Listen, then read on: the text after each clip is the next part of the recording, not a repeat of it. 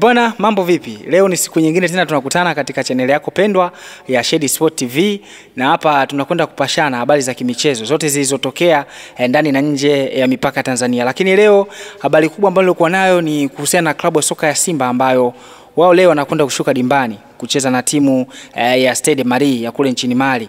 Ukiangalia katika kundi ambalo Simba yupo, timu ya Stade Malien ndio timu ambayo ina pointi moja. Simba ndio timu ambayo haina alama yoyote mpaka kufikia sasa, kutokana na kwamba wameweza kwenda kupoteza mchezo wao wa kwanza, na huku Stade Malien wameweza kwenda kutoka suluhu na timu ya Esperance de Tunis nyumbani kwao. Esperance de Tunis kalazimishwa sare nyumbani kwake. Kwa hivyo sio timu ndogo ya hivyo. Wana golikipa ambaye anapambana, anajitahidi kuhakikisha kwamba anakwenda kufanya vizuri ili na yeye ajitafutie soko na ugali sehemu nyingine kama vile walivyo Wamali wenzake waliotangulia, kama golikipa Djigui Diarra ambaye ameshaanza kupata ugali katika timu ya Dar es Salaam Africans hapa nchini Tanzania. Kwa hivyo klabu ya Simba leo inakwenda kukutana na mchezo wa aina gani? Ndio ambacho tunataka kwenda kuangalia. Nini wafanye? Kwa sababu kiangalia Stade Malien ni moja ya timu ambayo haina wastani mkubwa sana ukilinganisha na Simba. Ila ni timu ambayo ina vijana, watu ambao wanapambana, watu ambao wanahitaji mafanikio kwa hali na mali. Ni watu ambao wanahitaji kujulikana. Wao lengo lao kubwa ni kuzalisha wachezaji na kuuza, lakini na wao pia wanahitaji kufanya vizuri ili waonekane katika bara hili hapa la Afrika. Kwa hivyo basi klabu ya soka ya Simba leo wajue kwamba wana kibarua kizito, huku mashabiki wakiwa na kiu ya kuona klabu yao inaweza kwenda kufanya vizuri, kwa sababu mechi ya kwanza wameweza kwenda kupoteza dhidi ya Petro Atletico di Luanda.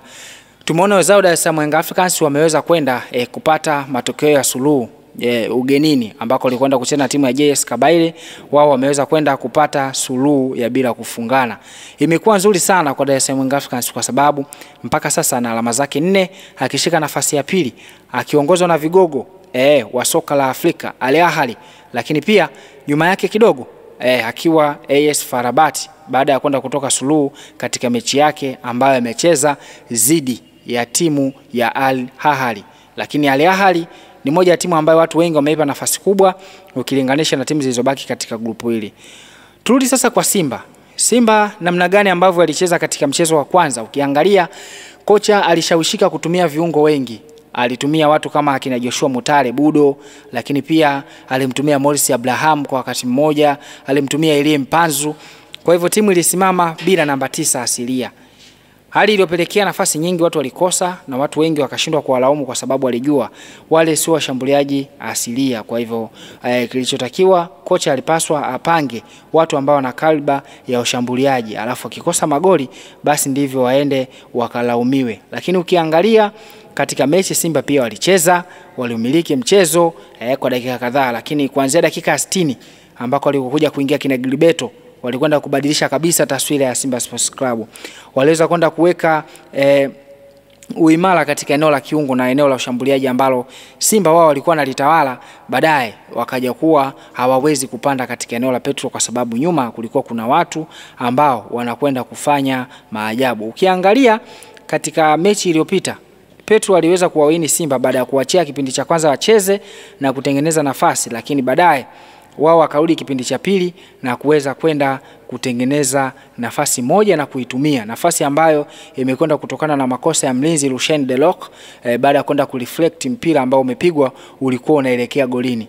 Maoni yako ni yapi kuelekea katika mechi ya leo? Kwa sababu ukiangalia Stade Malien umeweza kucheza na Esperance nao wamekuwa sio wazuri sana katika umaliziaji. Ukiangalia hata mechi yao ya kwanza ambao wamecheza na Stade Malien hakuweza kupata matokeo mazuri wakiwa nyumbani. Wameweza kukosa nafasi nyingi, lakini pia hata mechi ambao wamecheza pamoja na Petro Atletico ya Luanda nayo pia ukiangalia wamekuwa hawana ule umaliziaji mzuri. Kwa hivyo nini kifanyike kwa timu ya Simba Sports Club kuhakikisha leo wanakwenda kupata matokeo? Ukiangalia katika kikosi ambacho kimeweza kwenda kule kuna washambuliaji kama Suleiman Mwalimu, lakini pia ukiachana na Suleiman Mwalimu kuna mshambuliaji kama Steven Dese Mukwala, lakini pia ukiachana na Steven Dese Mukwala kuna mwingine ambaye anaitwa mshambuliaji mwingine ambaye Simba wanaye anaitwa Jonathan Soa, ambaye yeye ameweza kuwa miongoni mwa wachezaji wenye mvuto sana baada ya kwenda kupambana na kuonyesha kile alichokuwa nacho katika klabu yapo ya soka ya Simba. Simba Sports Club wanahitaji matokeo mazuri, yani iwe ni suluhu ama waweze kwenda kushinda katika mchezo huo.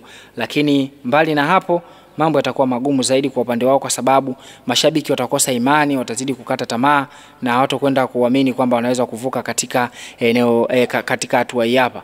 Ukiangalia kikosi kilichopita kilikuwa na Yakub, lakini pia Shomari Kapombe alikuwa ndo kapteni, lakini Anthony Mligo alikuwepo, lakini pia vile vile katika eneo la beki alitumia mabeki wawili, Wilson Nangu pamoja na Ocean Delok. Alafu Nabi Kamala alitumika katika eneo la kiungo akicheza na mchezaji Alassane Kante. Katika kiungo ushambuliaji aliweka watu wawili, aliweka watu wanne. Kuna Neo Maema, kuna Joshua Mutale, kuna Elie Mpanzu pamoja na Morris Abraham. Hao ndio wachezaji ambao walianza mwanzo.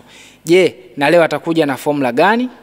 Ngoja tukaone nini atakachoweza kwenda kufanya katika mtanange huu ambako wanakwenda kucheza dhidi ya timu ya Stade Marie.